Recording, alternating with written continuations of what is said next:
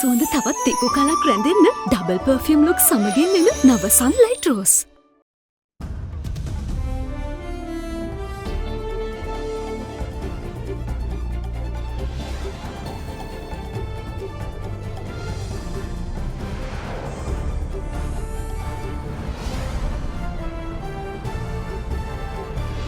No need to stress. Experts say no major concerns still over vaccine efficacy on new variants. New variant is not a major concern as far as vaccination effectiveness unless variants are attacking the defense mechanism established through the vaccination. Behave yourselves. Authorities say that public actions are key to successfully lifting restrictions, as final word on online liquor purchases still to come. No escape. The Express Pearl's local agent slapped with a travel ban by the court after his arrest by the CID. All this and much more coming up on this Wednesday, the 16th of June 2021. ඒ කියන්නේ life බොයි අවස්ථා 10කදී ලෙඩ රෝග 10කට හේතු වන virus ඇතුළු විෂ බීජවලට එරෙහිව සටන් කරනවා කියලා. From AdaDerana, this is AdaDerana First at 9. Live from Studio 24 in Colombo.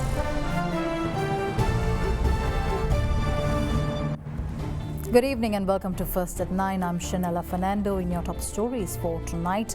US President Joe Biden has nominated Foreign Service diplomat Julie Chung to be his new ambassador to Sri Lanka, replacing current envoy Elena B. Teplitz.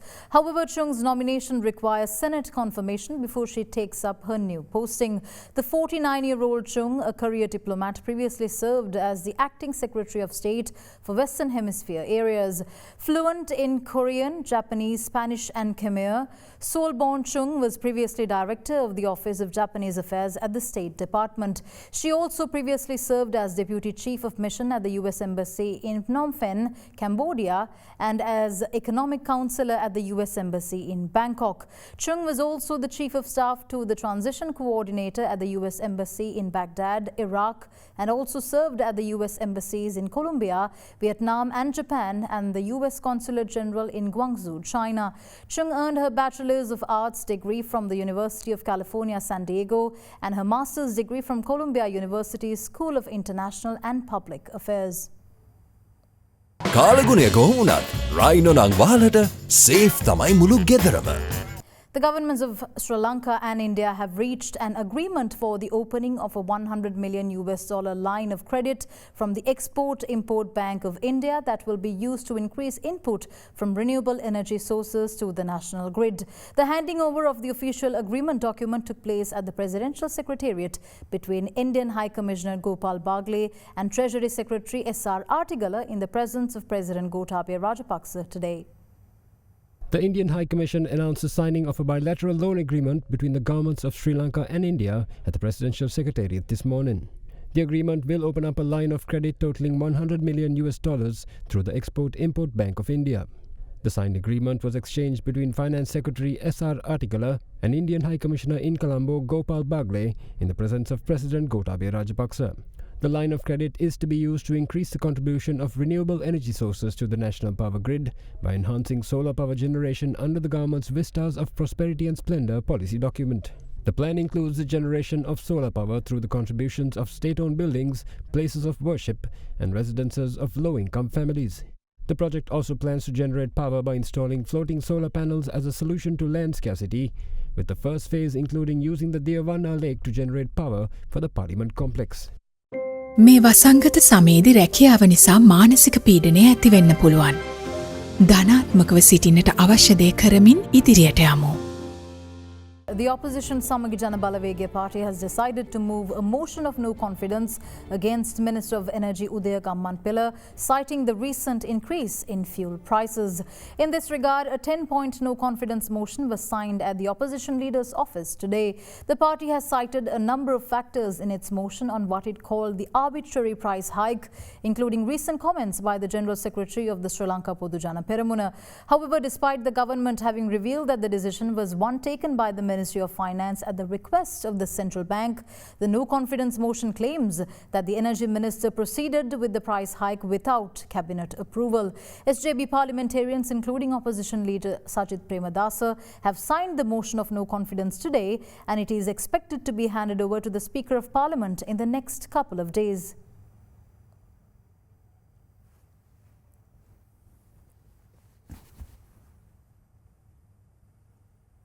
Deputy Director of Education and Research at the Ministry of Health, Dr. Hemantha reassured today that vaccines offer significant protection against the new variants emerging worldwide and that it does not remain a chief concern so far. He added that this could only change if the new strains begin attacking the defense mechanisms produced by the vaccines. As such, he urged the public not to worry about the efficacy of the COVID-19 vaccines.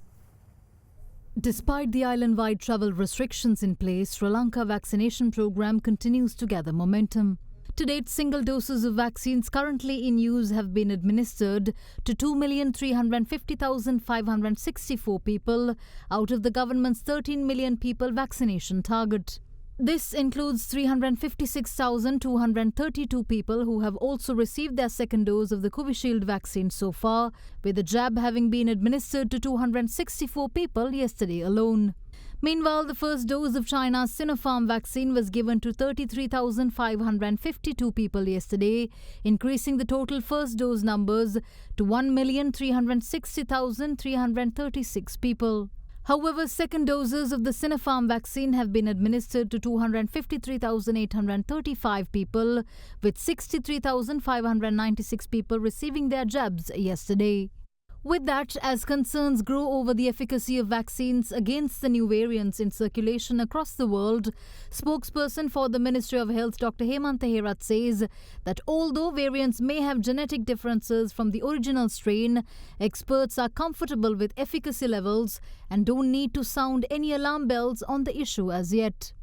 With the emergence of new variants, especially the newest variant that is reported from different parts of the world, concerns have been raised as to whether the immunization will be a successful weapon to combat this issue. Emergence of a new variant itself is not a major concern as far as vaccination effectiveness, unless these variants are really attacking the defense mechanism that we are going to establish through the vaccination.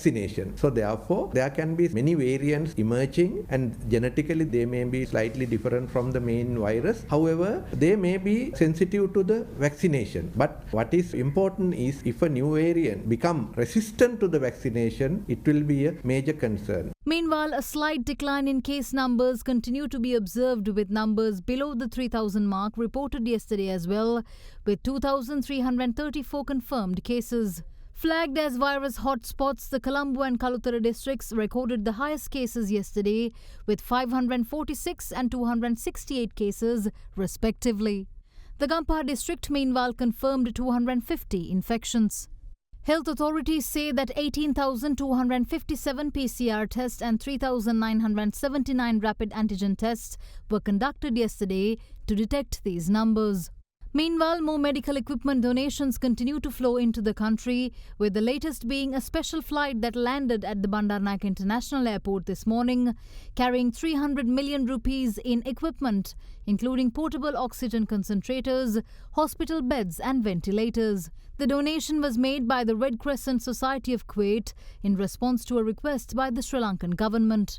In the meantime, 1,667 more patients were reported to have left hospitals today after full recoveries from the virus. With that, in terms of today's cases, Chief of the National Operations Centre for the Prevention of COVID-19 outbreak, Army Commander General Shavendra Silva confirmed the detection of 1,631 cases so far today. With this, the number of active cases in the country increased to 35,149. ගෙදරකට තේ හදනවා කියන්නේ වෙනම වැඩක්. මැලිබන් තේ ගෙදර පදමට තේ. Public behaviour will be the key to successfully reopening the country after lifting travel restrictions.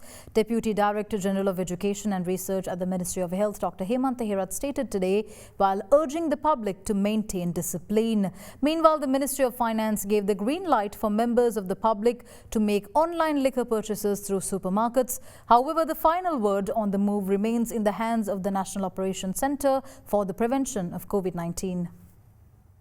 When authorities consider lifting or relaxing the travel restrictions, it is done with the belief that the public will act responsibly. This is what Deputy Director General of Education and Research at the Ministry of Health, Dr. Hemantha said was crucial to be the successful lifting of restrictions. The Ministry of Health has already given the necessary recommendations to the policymakers as to what should be done, and they will give their final decisions as and when the time comes. But until such time, the Ministry of Health wish to inform the public that whatever the relaxation that they are going to do will be based on the fact that the people should take the responsibility to maintain the travel restriction even if this is lifted legally, and take over the responsibility. Especially the health workers are unable to control or monitor to do the so-called policeman's job with regard to this issue, since they are fully engaged with the treatment of patients, the immunization, the contact tracing and PCR testing. So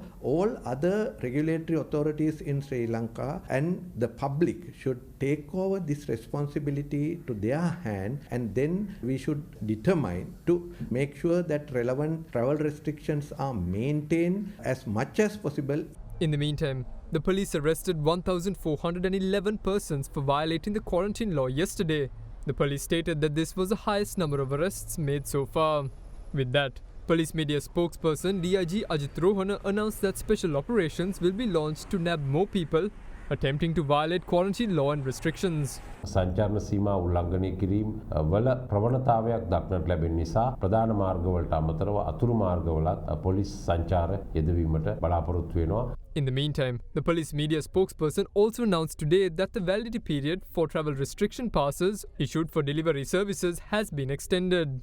සංචාරණ සීමා ක්‍රියාත්මක වන කාලය තුල මහජනතාවට delivery සේවා මගින් සේවා සැපයීම ආහාර බෙදා හැරීම අප විසින් දිරුමත් කර තිබෙනවා. එමෙන්ම එම ඩිලිවරි සේවා සඳහා විශේෂයෙන්ම ප්‍රාදේශීය ලේකම්වරුන් විසින් සහ අනිකුත් බලධාරීන් විසින් බලපත්‍ර නිකුත් කර තිබෙනවා. එම බලපත්‍ර පසුගිය 14 වෙනිදායින් අවසන් වීමට නියමිතව තිබුණා. එයට හේතුව 14 වෙනිදා සංචාරණ නියෝගය අවසන් වීමට නියමිතව තිබූ බැවින් කෙසේ වෙතත් දැනට සංචාරණ නියෝගය 21 වෙනිදා දක්වා දීර්ඝ වී ඇති බැවින් එම බලපත්‍රත් 21 වෙනිදා දක්වා පාවිච්චි කිරීමට හැකියාවක් තිබෙනවා. Meanwhile, the Commissioner of the Excise Department, Kapila Kumara Singh, stated today that the Ministry of Finance has granted approval for the public to purchase liquor through online services. However, the decision will need to be ratified with the approval from the National Operations Centre for the Prevention of COVID-19. The Excise Department stated that the decision was taken after considering the many requests that had been made by the public and supermarket operators. The decision, however, met some opposition from the Sri Lanka Medical Association. The association states that allowing the purchase of alcohol online would circumvent age, time and location restrictions mandated for alcohol sales in the country through the Excise Ordinance and the National Authority on Tobacco and Alcohol Act No. 26 of 2006.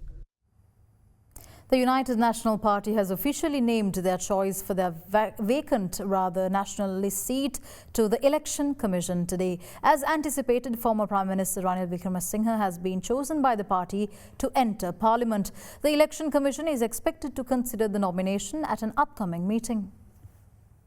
The United National Party has informed the Election Commission on their choice of appointment to their national seat in Parliament. As such, a letter informing the United National Party's decision to name former Prime Minister Ranil Wickremesinghe to the vacant seat was handed over to the Commission today.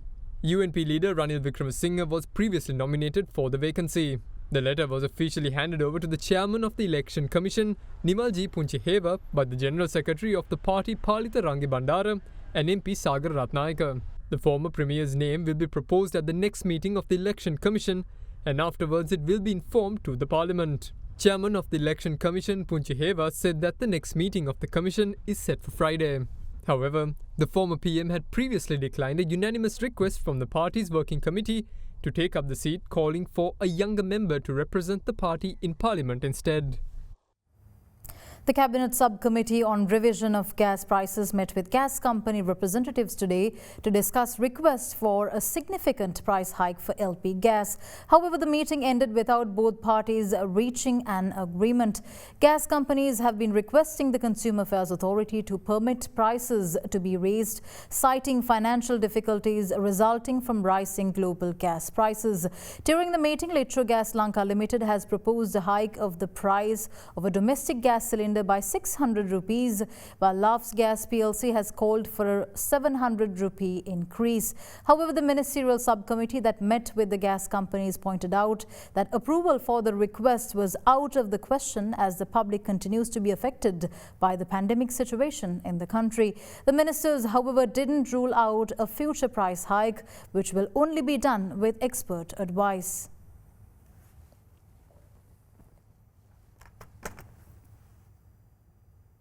The Colombo High Court released the chairman of the Sea Consortium Private Limited, Arjuna Hettiarachchi, on a cash bail of 100,000 rupees and two sureties of 1 million rupees each after his arrest by the CID this morning. The court also revoked his passport and ordered that it be impounded. Meanwhile, Archbishop of Colombo, His Eminence Malcolm Cardinal Ranjith, urged the president to take measures to provide relief to fishing communities and low-income facilities affected by the disaster. The chairman of the Sea Consortium Lanka Private Limited, Arjuna Hettiarachchi, was granted bail by the Colombo High Court today. Earlier in the day, Hettiarachchi surrendered through his lawyers to the Criminal Investigation Department, where he was then questioned before being arrested and produced in court. The Colombo High Court subsequently ordered him to be released on a cash bail of 100,000 rupees and two sureties of 1 million rupees each. The court further barred him from leaving the country and ordered his passport to be impounded. Meanwhile, a group of fishermen from the Negombo area who defied warnings not to venture out to sea have returned back with fishing equipment apparently damaged by cargo debris from the wreck. Meanwhile, Archbishop of Colombo, His Eminence Malcolm Cardinal Ranjith, in a letter addressed to the President, has requested that measures be taken to provide relief to affected fishing communities.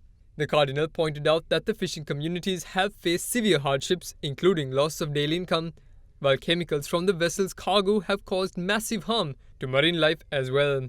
The Archbishop of Colombo also stated that the recent hike in fuel prices too has hit fishing communities hard and added to their existing burdens.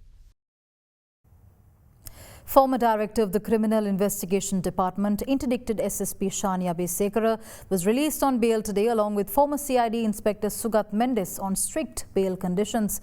Their release was ordered by the Court of Appeal on cash bail of 25,000 rupees and two personal sureties of 1 million rupees each. They were also banned from travelling abroad without the court's permission. On July 31, 2020, former Director of the Criminal Investigation Department Shania Besekara was arrested by the Colombo Crimes Division on charges of fabricating evidence. This was in relation to evidence that was presented showing that former DIG Vasco Navardhana, who is currently serving a death sentence, was in possession of illegal firearms. After being produced before the Gampaha magistrate, Besekara was refused bail and was remanded. Following this, a revision petition that he filed before the Gampaha High Court was quashed, after which he then filed another in the Court of Appeal. Hearing the petition today, the Court of Appeal released the former CID director under strict bail conditions after 10 months and 16 days of remand detention. The Court of Appeal also ordered the release of Sugat Mendes, a former CID inspector who was remanded in connection with the same offence. The duo were released on cash bail of 25,000 rupees and two personal bonds worth 1 million rupees each. They were also banned from travelling abroad without the court's permission. We'll return after this short commercial break. Stay tuned.